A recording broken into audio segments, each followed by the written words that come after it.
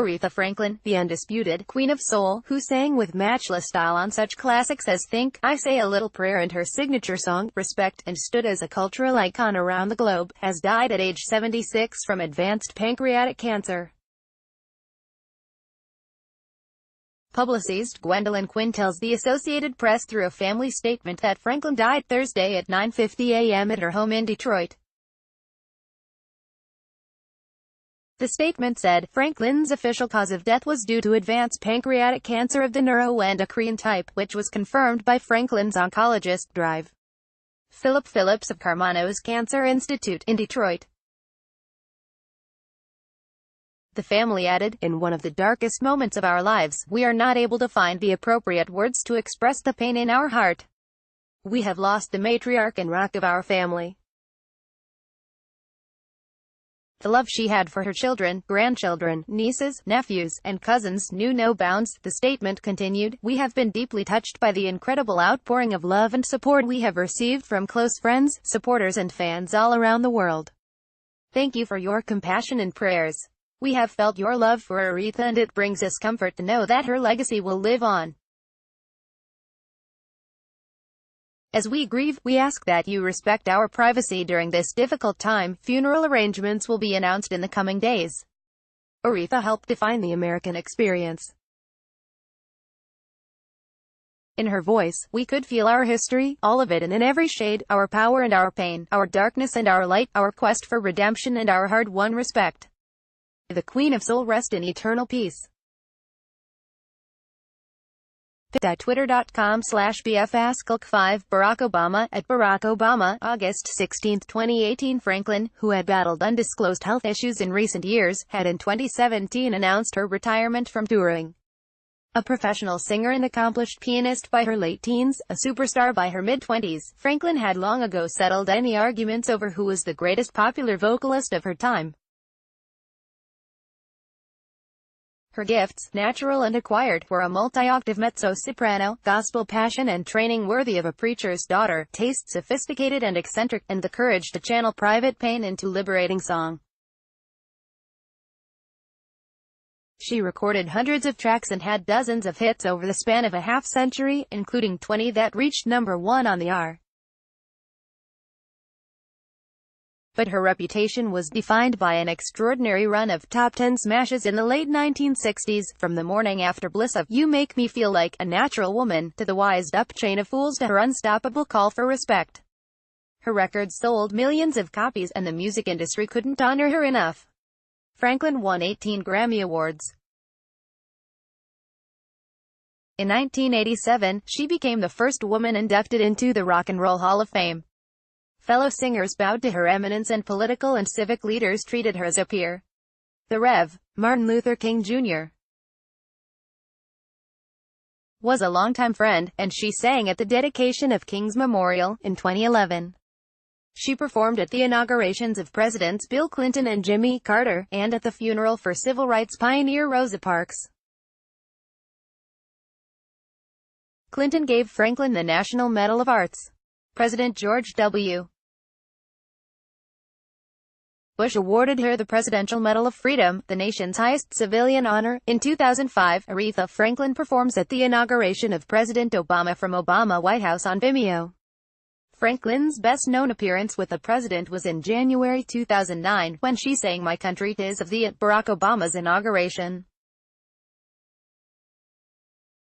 She wore a gray felt hat with a huge, Swarovski rhinestone-bordered bow that became an internet sensation and even had its own website. In 2015, she brought Obama and others to tears with a triumphant performance of Natural Woman at a Kennedy Center tribute to the song's co-writer, Carole King.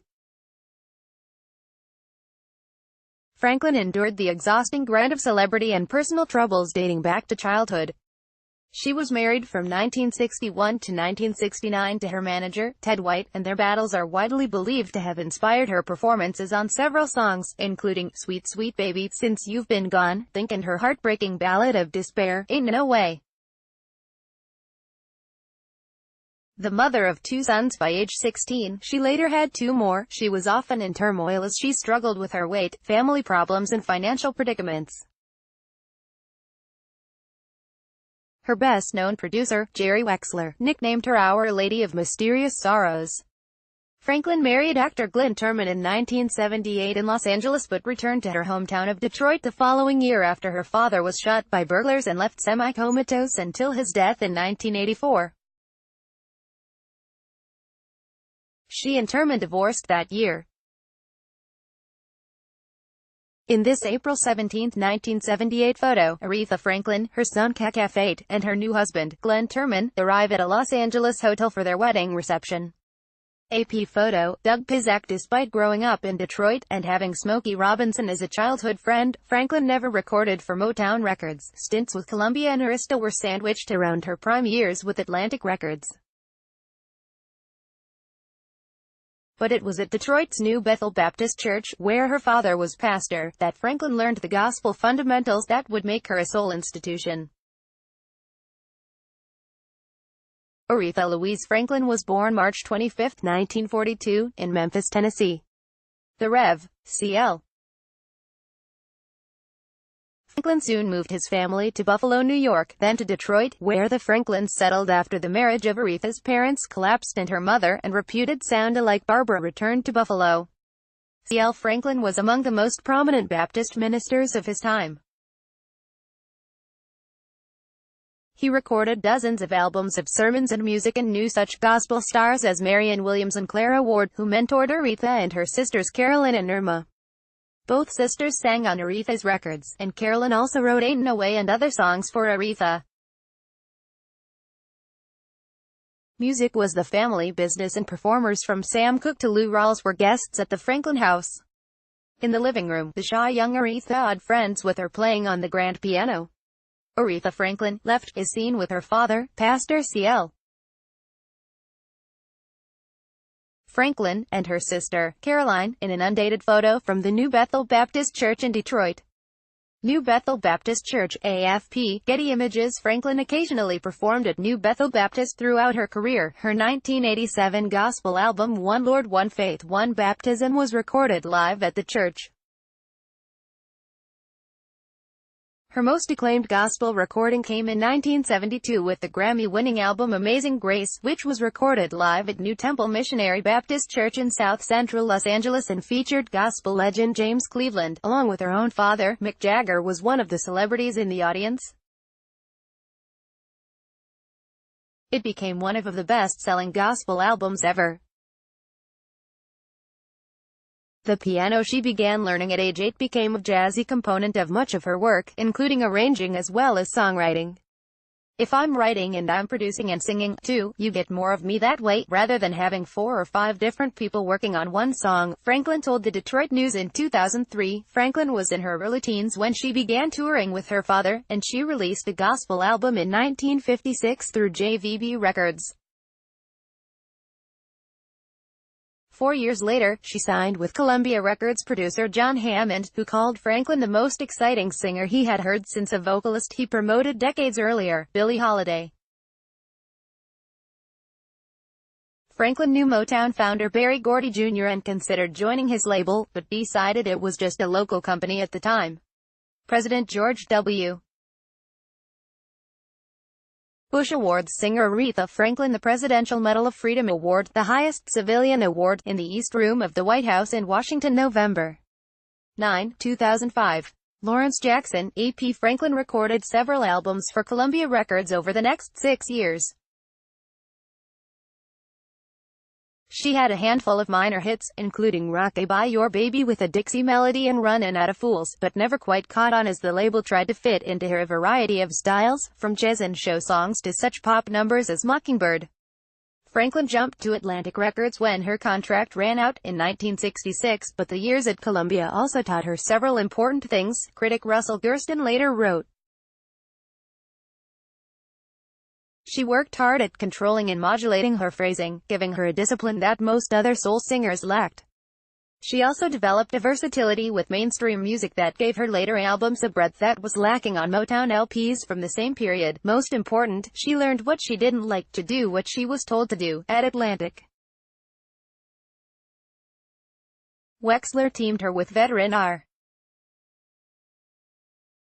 Of Franklin's dozens of hits, none was linked more firmly to her than the funky, horn-led march Respect and its spelled-out demand for RESPECT. Writing in Rolling Stone magazine in 2004, Wexler said, "It was an appeal for dignity combined with a blatant lubricity. There are songs that are a call to action. There are love songs. There are sex songs. But it's hard to think of another song where all those elements are combined." Franklin had decided she wanted to embellish. Dr. Otis came up to my office right before Respect was released, and I played him the tape. He said, "She done took my song." He said it benignly and ruefully. He knew the identity of the song was slipping away from him to her. In a 2004 interview with The Street Petersburg, Florida, Times, Franklin was asked whether she sensed in the 60s that she was helping change popular music. "Somewhat, certainly with Respect. That was a battle cry for freedom and many people of many ethnicities took pride in that word," she answered.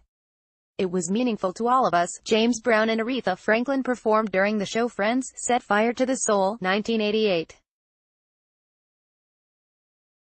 When.com in 1968, Franklin was pictured on the cover of Time magazine and had more than 10 top 20 hits in 1967 and 1968. At a time of rebellion and division, Franklin's records were a musical union of the church and the secular, man and woman, black and white, north and south, east and west.